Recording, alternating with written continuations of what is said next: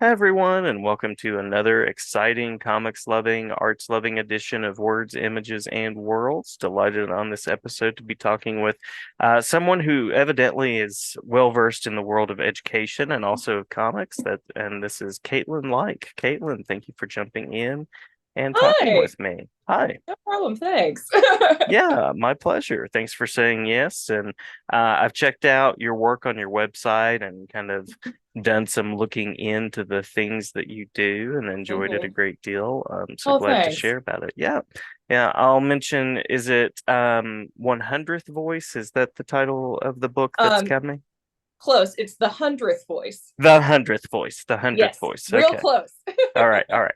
I should have written it down somewhere, but that looks just absolutely fascinating. So we should probably talk about that a little bit. And I think it comes Yeah. out in about a month from now. Yeah, the date just got bumped just a smidge. It was supposed to come out 2 days before my birthday, which is October 26th. Right Yeah, now, with the current release date, looks like it's going to be Halloween, which is also very appropriate for the book. It's about a haunted music school. yeah, yeah. Love it, love it. Um, so we'll come back around to talk about the book a little bit, but we'll start back in the origin story, the mists Oh, of childhood and all of that sort of thing. So curious about what it was that led you to the world of comics and the arts. ah, I'm That Oh, I was the didn't alarm realize. to. That was me. That was the alarm to remind me to be ready for the interview. Oh, okay, cool, cool. I thought I was on a timer. Okay, all right. Oh no. My time is up. I'm sorry. Um, all right. So your origins, your path to comics and the arts. So I am I'm going to be turning 33 next month. So my origin story, which is so pretty similar to like a lot of millennial cartoonists my age, is Dave Pilkey, Hmm. who is the mastermind behind Captain Underpants, which is what I read Hmm. growing up. Now it's Dogman, which is the new um, kind of entry point for comics for kids. And like Dave Pilkey's such a great cartoonist and writer where it's like half comics, half chapter books. So it's very approachable for like comic shy teachers and librarians and parents to like Hmm. kind of sneak the comic influence there for kids. And his style is kind of, at least in the Captain Underpants books, is like juvenile in a way that's approachable for kids so they don't feel intimidated by like standard what you would expect from kind of middle grade elementary school comics art. Hmm. um Hmm. so it gives kids permission to like be a bit to suck just a little bit Oh yeah, yeah. when they start learning how to draw comics.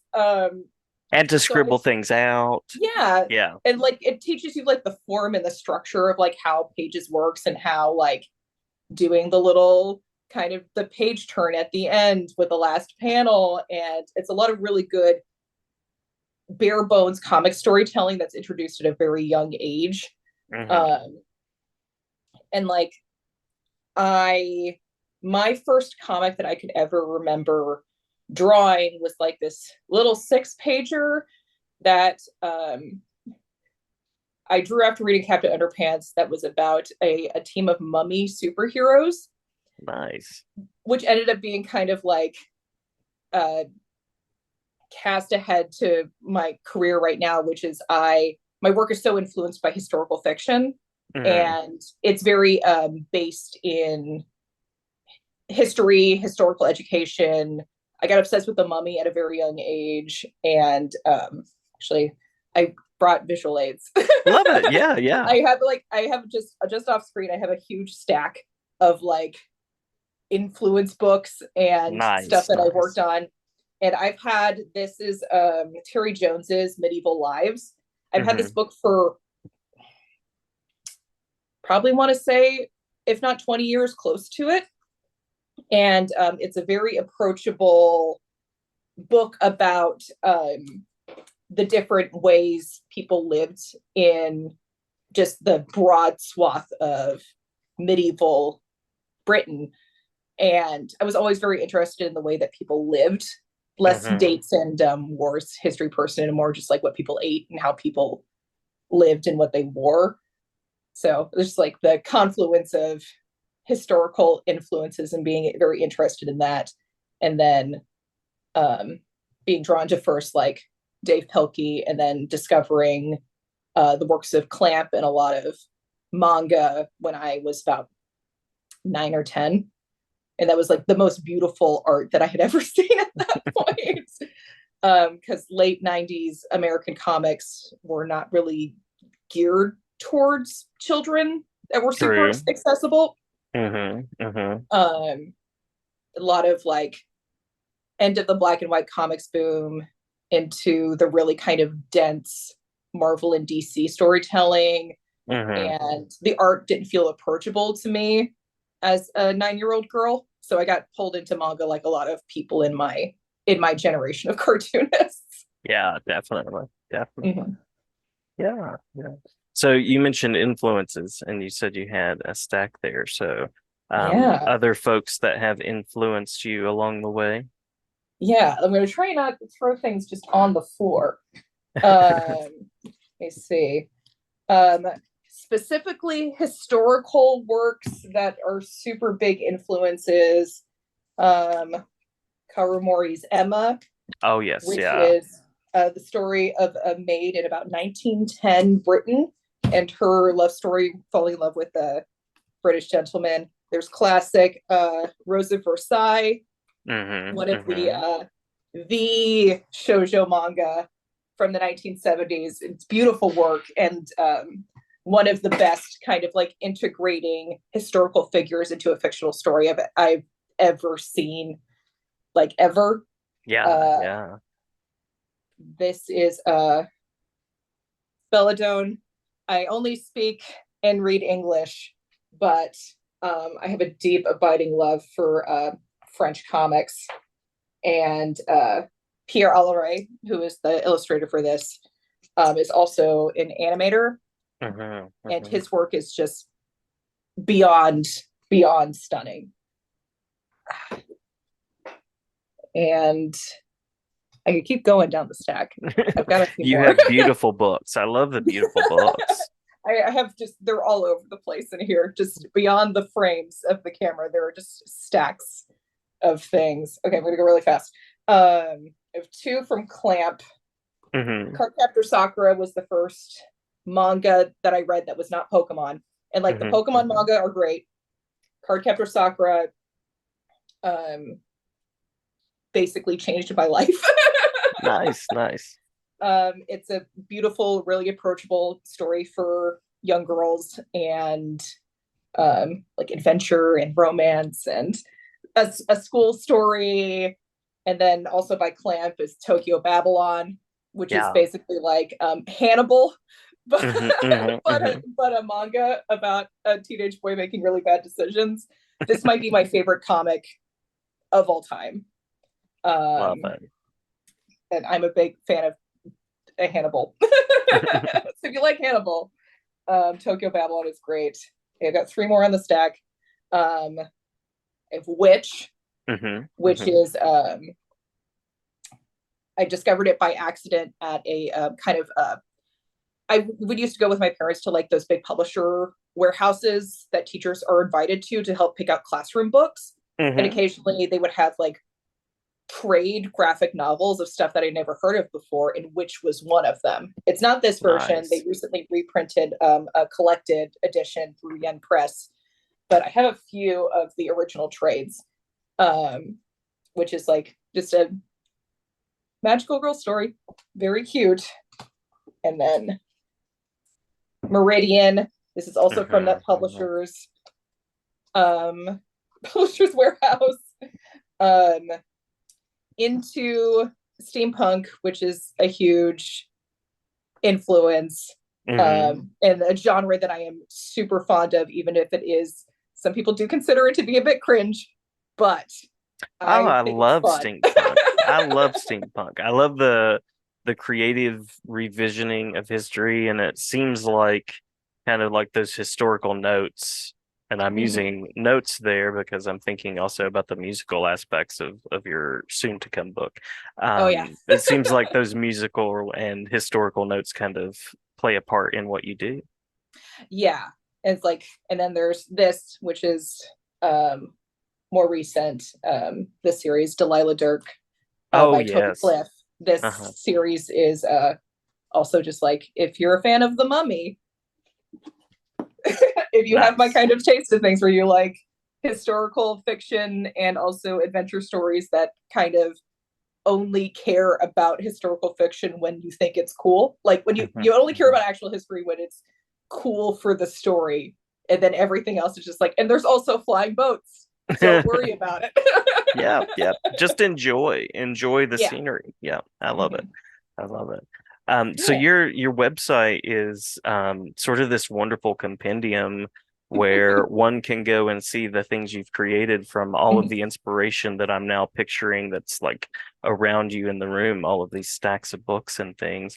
And I know you've spent some time in the world of web comics. You have Oh yeah. anthologies and zines on there. You have um, fan art and different pieces. So curious about some of the things on the website that if I'm someone who's just discovering your work, that you would maybe say, hey, check this part of it out or take a look over here.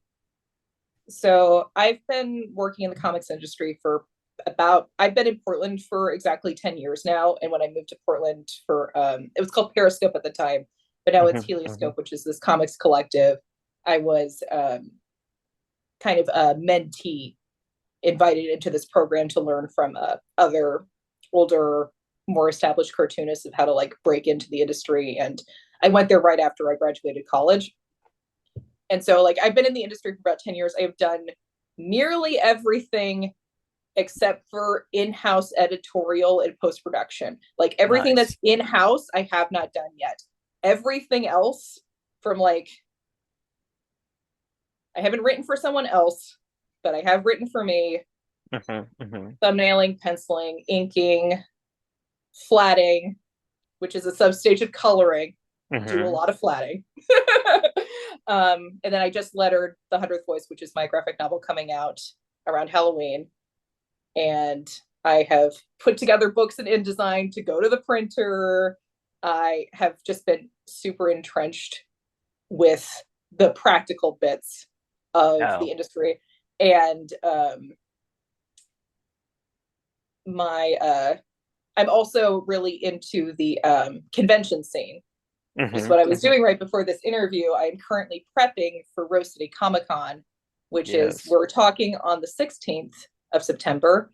Hmm, It is the 27th through no, the 22nd through the 24th of September hmm. next weekend in Portland, Oregon. I have two conventions coming up actually. It's Rose City and Geek Girl Con, which is like 2 weeks after um, Rose City. So I do a lot of various work in the community, and then I also do a lot of conventions. Yeah. So my website is like a hub mostly for web comics. I did a web comic for a really long time called Maiden of the Machine, Hmm, and hmm. that's a steampunk romance comic that basically like it's abandoned right now because I got an agent and was started to pursue print Hmm. graphic novels, and it I still have a lot of fondness for that project, even though like I don't know when I will be able to get back to it in its form that it was. It's the comic that basically taught me how to draw and Hmm. like what I like, and it's very. It doesn't seem very experimental reading it, I don't think, but to me, it was like me trying a lot of different techniques, writing wise, art wise, coloring, like learning how to work efficiently. Hmm, hmm. And if you're like wanting to learn how to hit deadlines, doing a webcomic is a really good way to do that. You need to learn how to keep yourself accountable. And Hmm. then I do a lot of short comics, both original and fan work. And for me, that's always a way to like try new things, because there's not a lot of room for experimentation on long form projects, especially graphic novels. You need to Yeah. have a vision going in and kind of stick to it. So a lot of the experimentation goes into the short comics, both the black and white fan works and the full color Hmm, hmm. tends to be original work. Um, and yeah, I do a lot of. I'm doing more illustration now than I used to. Illustration used to be really difficult because I kind of think in comic storytelling form. So it was always really difficult for me to kind of tell a whole story in one image. Yeah. Yeah. I hope I'm getting better at that, but that was always a really difficult part of illustration for me personally. It's like I always like to say, like, I'm not a prose writer for a reason. I think in visual terms. Yeah. Yeah. That sequential art, there's definitely something to that. Yeah. Yeah. Now you mentioned being part of Helioscope. Mhm. So anybody in particular that's been sort of a positive voice along the way that's really encouraged your process and your growth? Um, they're all fantastic. I want to say that outright. And then there's three people in particular that I want to name. Steve Lieber, who is kind of the head of Helioscope, has been a mentor of mine for a decade now. Nice. Yeah. Incredibly kind and a wonderful teacher, and just an insane wealth of knowledge. Steve Lieber is the artist behind The Fix and the latest Jimmy Olsen run, which is really good. Yeah. He is a master of the comedic form of storytelling in monthly comics form, and he's wonderful. There's Ron Randall, who does the comic Trekker. I have worked with Ron for so long. I do flats for Trekker. I love which it. is Love his it. Yeah. long running space action adventure comic. And one of the wonderful things about Trekker, and why he will have to pry this project from my cold dead hands, like even as I like continue on in my career, is that I get to look at his art up close. And like flatting is a really good way to study efficient comic storytelling, because you're staring at this art really close for so long and trying to figure out how things work and tell a story with color, and while interpreting a story from its black and white line art form. And then there's Dylan McConis, who had Queen of the Sea was their last graphic novel. They've done some other historical work. They're just they're a wonderful person. I love them very much. And they are also very passionate about like historical fiction. Queen of the Sea is kind of Elizabethan, Tudor inspired, not Tudor specific, story about a girl on an island full of nuns, and it's wonderful. It really is. It really is. And Ron's been on the show and talked about Trekker as well. Yeah. Go listen to that episode if you want to learn more about Trekker. That's right. So I always love to hear about sort of the positive people that have been part of the story along the way. So tell us the story of the 100th Voice, sort of a glimpse of what it's about and how it has come to be and how it's soon to be out in the world.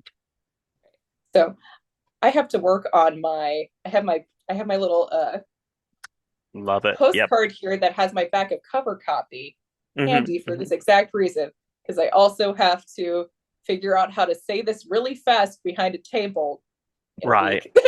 as people are walking by. So as this people is are great walking practice. By, I have to practice. All right, so the 100th Voice is about a boy named Uriel, who was born to a family with an amazing gift and a terrible curse. While his family all have superb singing voices, they are doomed to lose their gifts at the height of their success. Invited to the mysterious Essling Academy, run by his own mysterious grandfather, Uriel finds the curse is the least of his problems. Horrible accidents keep befalling students, ghosts roam the halls, and Uriel isn't even sure he can sing in the first place. And if Uriel can't find a way to break his family's curse, he'll have to leave his new school and his new friends forever. There it is. Yeah. And that's the book. It's a middle grade kind of dark fantasy story. It's 275 pages. It is a chunky little book. But I've music ends up going like having a very big influence in my work in some form or fashion. I played the guitar very badly when I was a kid, like a lot of millennials Right, right. with parents with high aspirations. I was made to play a musical instrument because it would look good on my college application. I wasn't very good at guitar. I tried to play the flute in high school. I was middling at the flute as well, but I liked the idea of being a musician. Mhm, And like, mhm. I went to a lot of concerts when I was a kid. That bell you're hearing is my cat Oh, that's trying to cool. climb That's the cool. fridge. Being musical at the moment. I love it. It Yes. fits.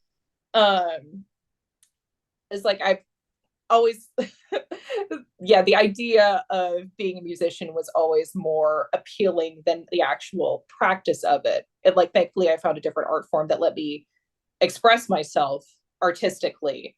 Then unfortunately it wasn't music, but or maybe fortunately, because I would be something else if I was this passionate about making music than I was about comics. I would probably be a musician.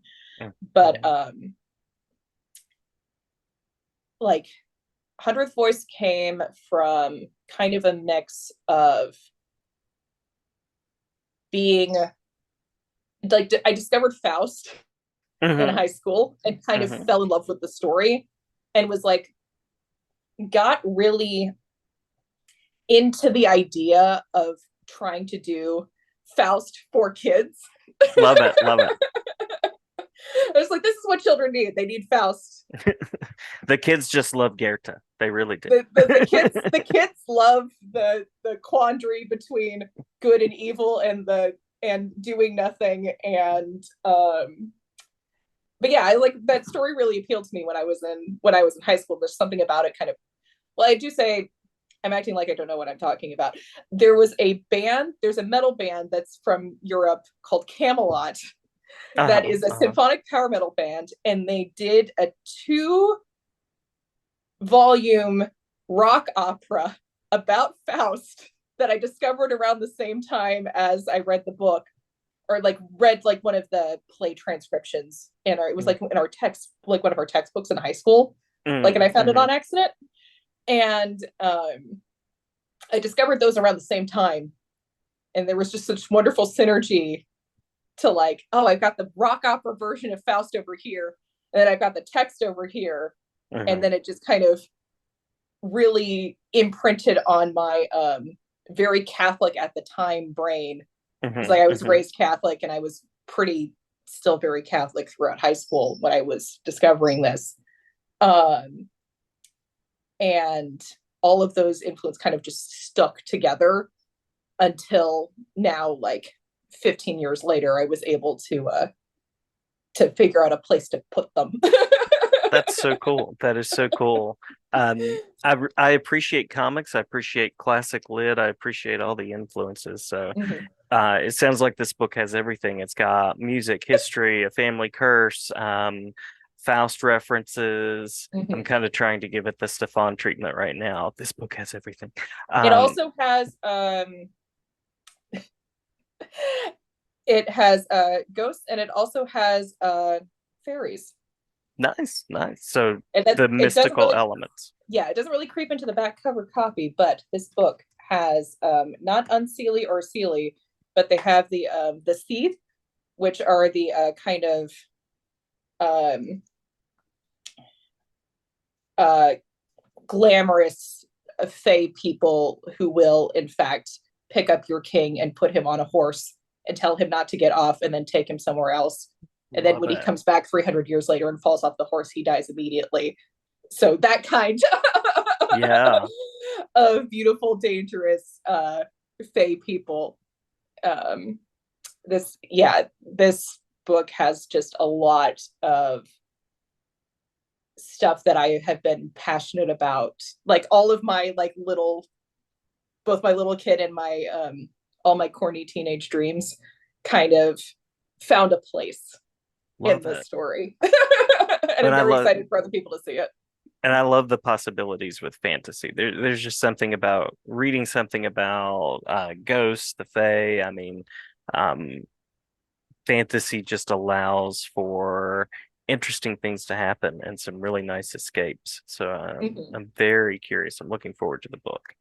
Yeah. Yeah, It's like it yeah, should be out now. The current release date is Halloween, which is wonderful. wonderful. Yeah, very fitting, very fitting. Mhm. So what is next in the creative journey as far as we're looking for the book around Halloween? You Mhm. said you have some upcoming appearances. Yes. Are you currently gestating with projects beyond the publication? You could just confirm that and say yes, or you can say a little bit about them depending on where they are. I know people can't always talk about those, but just to give you the chance if you'd like to. Um, Next project is currently in gestation. It's not out to editors yet. I'm working with my agent on another middle grade book, another middle grade graphic novel, this time about the golden age of piracy. Hmm. So back, Hundredth Voice takes place in the 1920s, around the Isle of Man.